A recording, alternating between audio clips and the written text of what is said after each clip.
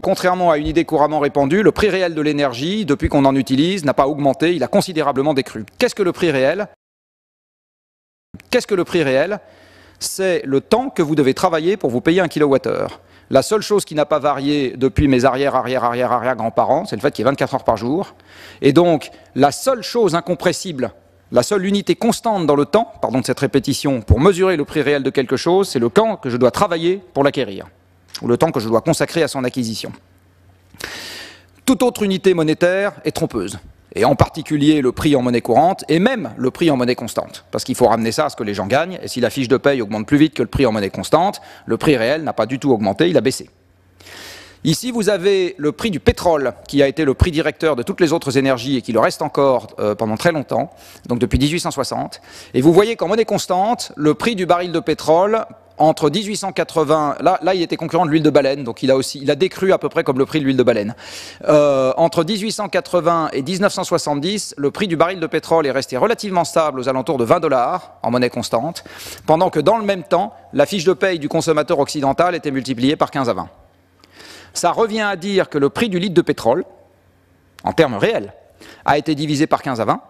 Et comme dans le même temps, ma corporation, celle des ingénieurs, a remarquablement travaillé et a augmenté l'efficacité mécanique de l'utilisation d'un litre de pétrole de n'importe quoi entre un facteur 2 et 10, ça veut dire que mon esclave énergétique, là dont je parlais tout à l'heure, c'est-à-dire la machine qui travaille à ma place, eh bien le coût réel de mon kilowattheure issu de mon esclave énergétique a été divisé par n'importe quoi entre 50 et 100 en l'espace d'un siècle. Maintenant, si vous prenez le prix de n'importe quel objet qu'on peut acquérir aujourd'hui, une table, une chaise, une paire de lunettes, une chemise, etc., et qui existait déjà il y a un siècle, vous vous rendrez compte que son prix réel, c'est-à-dire exprimé en temps de travail, a été divisé par un facteur 50 à 100. C'est ça l'augmentation du pouvoir d'achat. C'est très exactement ça l'augmentation du pouvoir d'achat. Donc l'augmentation du pouvoir d'achat peut se ramener en première approximation à la baisse du prix réel de l'énergie. Je dis bien en première approximation.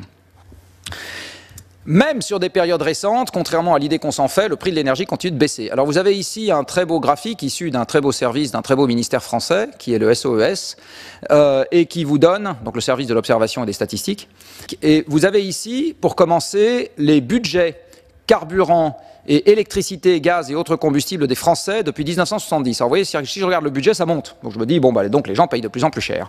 En fait, le truc important, c'est ça, c'est-à-dire la part dans le budget des ménages, dit autrement, le temps de travail qu'il faut consacrer à acheter son énergie. Et là, vous voyez qu'on a une évolution qui est l'exact inverse, et que l'énergie coûte aujourd'hui moins cher qu'avant le premier choc pétrolier. Moins cher qu'avant le premier choc pétrolier. Donc, contrairement, encore une fois, à une idée couramment répandue, et ça appuiera une partie des réponses que je vais vous faire un peu plus tard, l'énergie ne vaut pas de plus en plus cher, elle vaut de moins en moins cher. En fait, elle est passée de rien à encore moins.